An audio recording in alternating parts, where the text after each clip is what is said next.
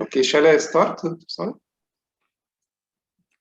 Yes, start. You can go. Okay. Good evening, my colleagues. Tonight we are talking about DRUJ injuries.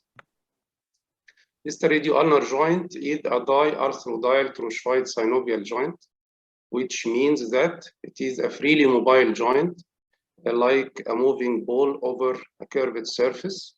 It is part of the complex forearm articulation, along with the proximal radio-ulnar joint, forearm bones, and interosseous membrane. It allows pronosupination and load transmission across the wrist, thus the forearm joint forming one functional unit. It is functionally and anatomically integrated with the ulnocarpal articulation of the wrist. Its injuries often underappreciated and ignored. The DRUJ consists of two parts, the bony radio-ulnar articulation and soft tissue stabilizers. The bony articulation occurs between the ulnar head and a shallow concavity found along the ulnar border of the distal radius, called the sigmoid notch, and it is most stable in supination. The soft tissue stabilizers are the volar and dorsal radio-ulnar ligaments and TFCC. This is a transverse section through the DRUJ showing the sigmoid notch, the ulnar head, the dorsal radio-ulnar ligament, and the volar radio-ulnar ligament.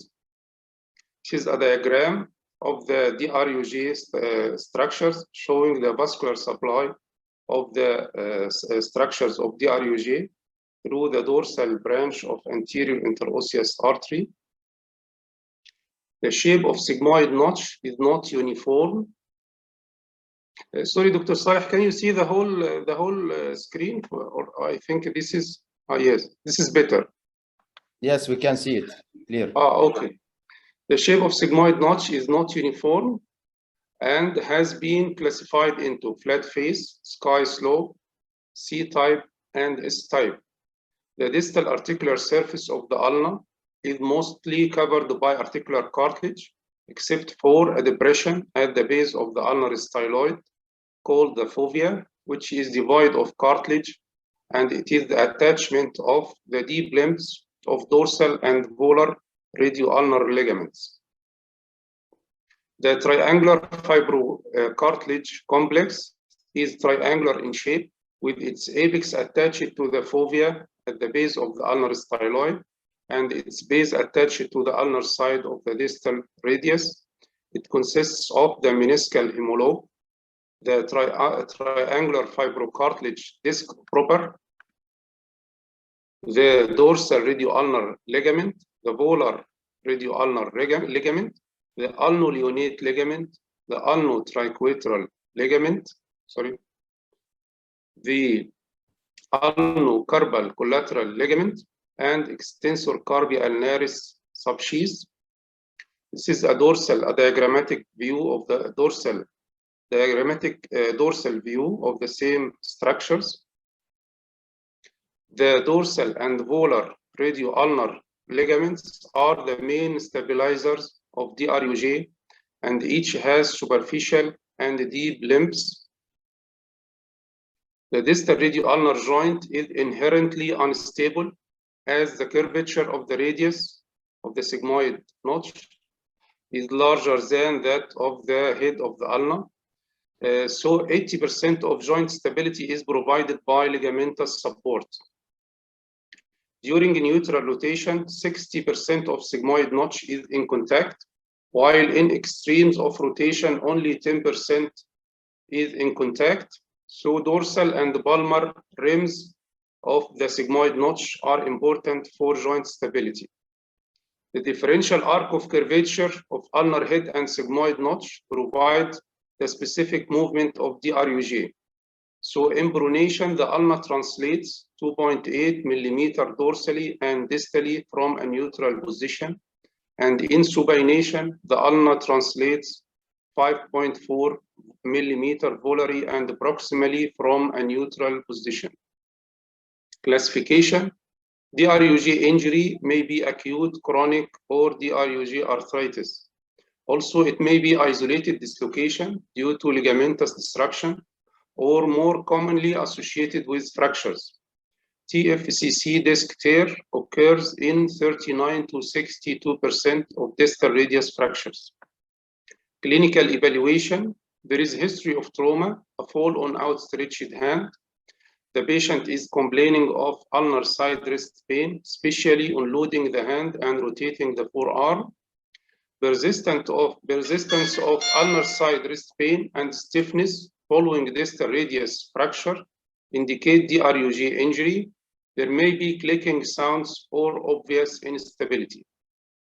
Special test, ulnar deviation of the wrist with the forearm in neutral produce ulnar pain and occasional clicking. A painful click may be elicited by having the patient clench and ulnarly deviating the wrist and then repeatedly pronate and supinate the wrist.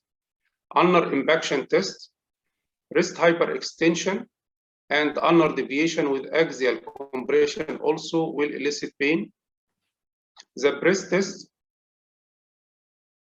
the seated patient is asked to push the body weight up of a chair using the affected wrist, creating an axial ulnar load.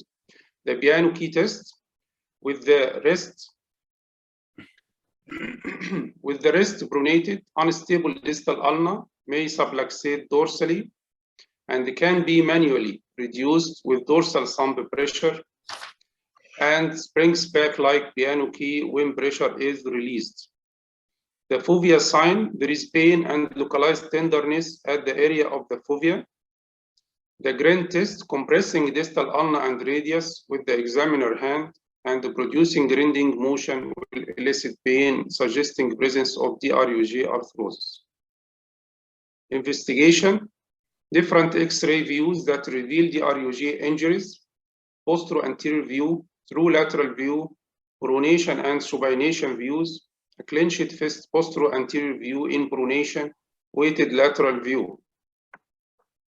This is a weighted lateral X-ray view with the patient holding 3 kg weight in the hand, showing dorsal instability of the distal ulna.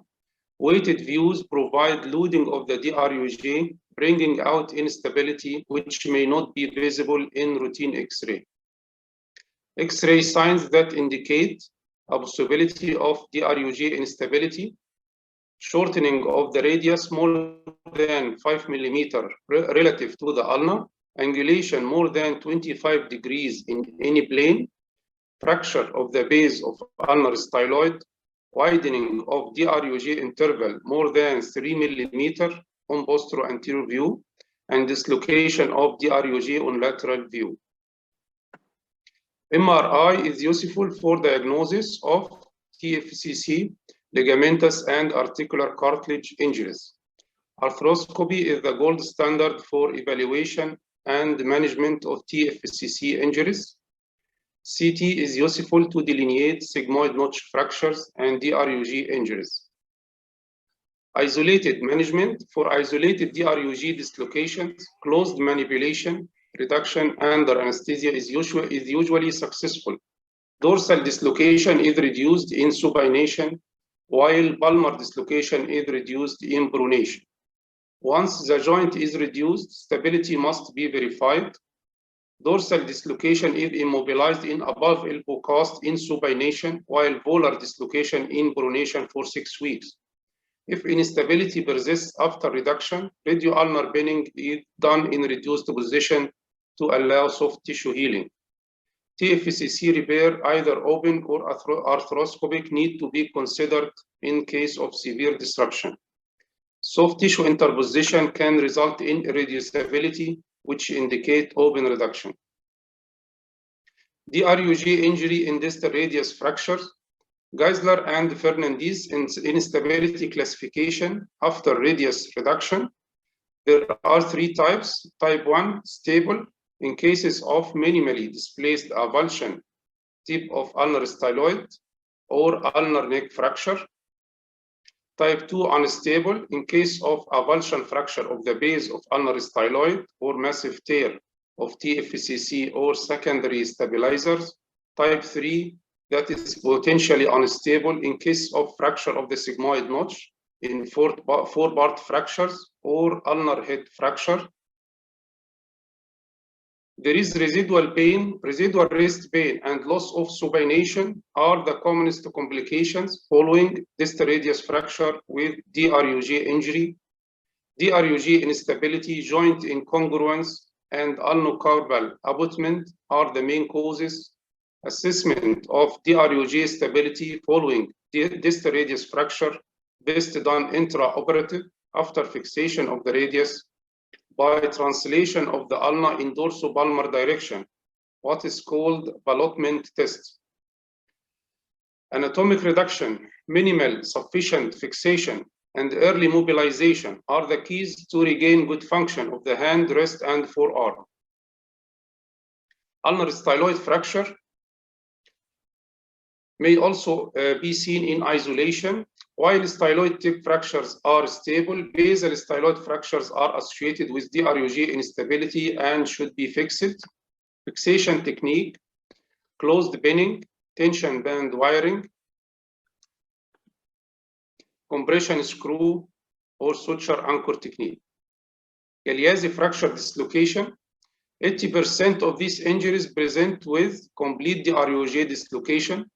When radius fracture is within 7.5 centimeter of distal radius, DRUJ injury is highly likely. Open reduction internal fixation of the radius, then check DRUJ stability. If reduced and unstable, no further management. If reduced but easily dislocatable, then in situ pinning. If not reduced due to soft tissue interposition, this indicate open reduction. This X-ray of fracture involving the sigmoid notch with DRUJ instability and ulnar translation of the carpus, open reduction internal fixation of the fragments, and repair of volar wrist ligaments were done. Another X-ray showing Galeazzi fracture dislocation with ulnar styloid fracture and grossly unstable DRUJ treated by open reduction internal fixation of the radius and the transfixation of the radius and ulna. Essex-Lopresti injury, it is a combination of fracture of radial head or neck, DRUJ disruption, and interosseous membrane tear following a hard fall on outstretched hand. Radial head excision provides poor outcome with persistent wrist pain due to ulnocarpal abutment and elbow pain due to radiocapitellar impingement.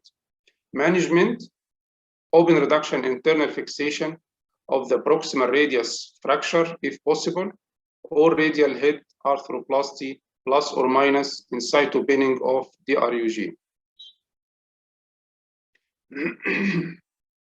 Chronic DRUJ instability due to malunited fracture of the lower end postbone forearm with DRUJ incongruity or missed isolated DRUJ dislocation or subluxation.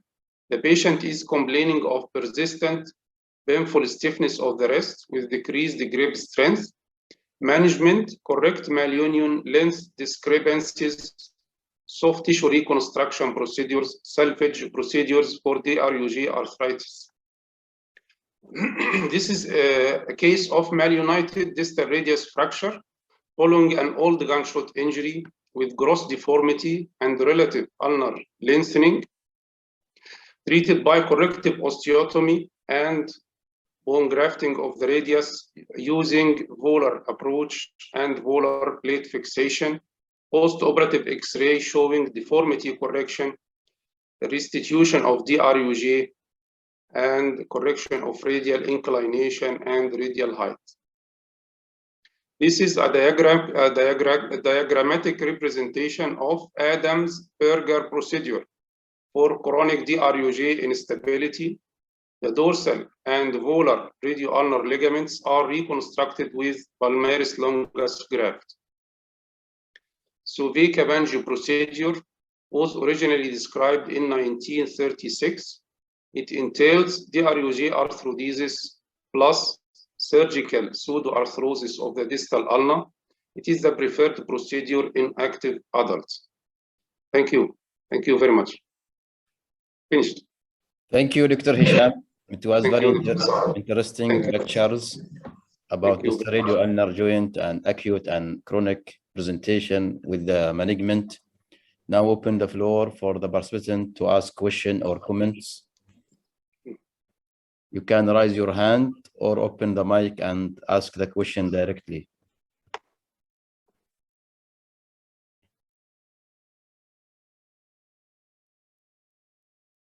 Shall I stop sharing the screen, Dr. Salah? No, no need until we finish the question. If anybody has a question. Okay.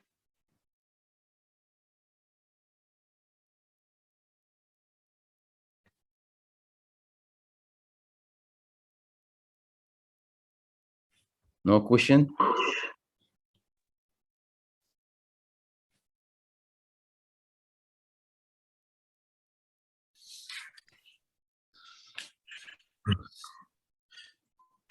Sorry, I have one question for Dr. Hesham. Yes, Dr. Haytham.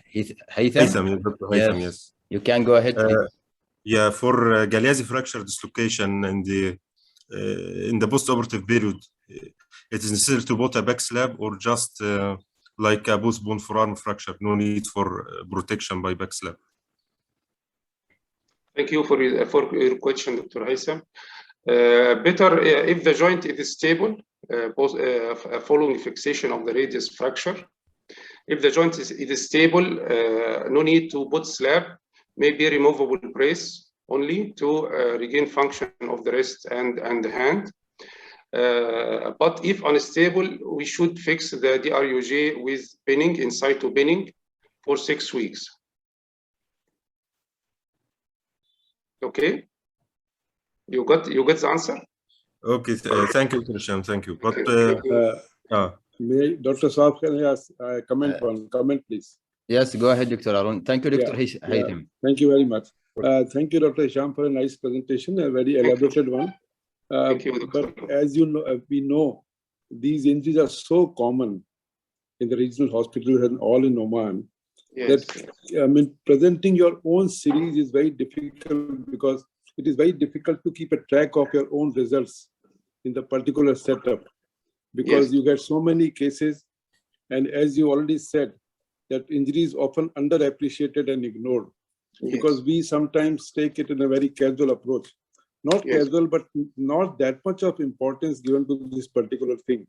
And residual, when we have the collapse of this thing and the migration of online, all that under minors, so we just ignore it and we do physio, because the other surgeries are so technically demanding and the acceptance of the patient will be very rare. So these very difficult to have an audit of these cases to actually present your what are the results of these injuries actually. I hope the all members will agree for that.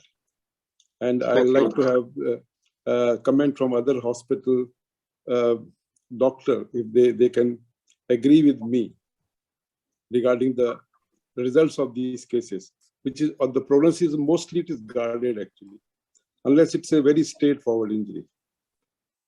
Thank you. Thank you, Dr. Arun. It is valuable comments from experienced surgeon in Oman. We have here big pillars in upper limb, Dr. Ahmed Uhebi and Dr. Ayman Al-Amri, if they can comment in this type of injuries.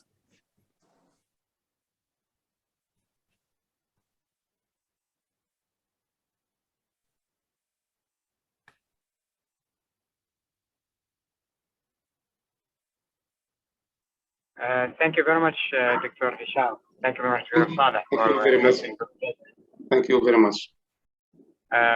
Well, actually, what I found the most difficult part is the distal radius fracture malunion with distal radio-ulnar joint pathology. It's always like when you have this malunion or treated or neglected or even missed, then the patient have a chronic pain with distal radio-ulnar joint. And that, to be honest with you, is very challenging and difficult to treat. Yes. The other things is actually appreciation of it in terms of appropriate evaluation initially, particularly the patient with TFCC injury, isolated. This needs to be actually tackled earlier. And now the trend is to go more of arthroscopic treatment of isolated TFCC injury in acute setting, definitely.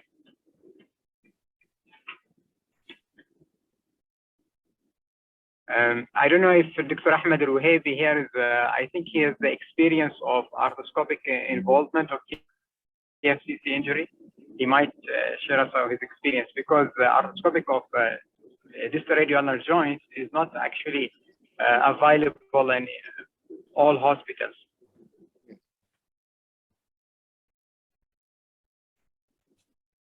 Yes, thank you, Dr. Ayman. Very interesting and valuable comments. Dr. Ahmed Wahabi, he was with us. Maybe he went out.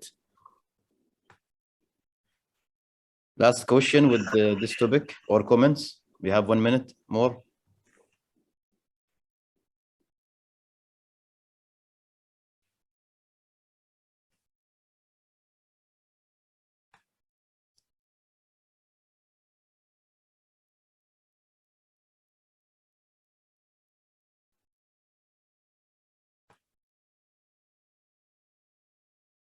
Okay, since no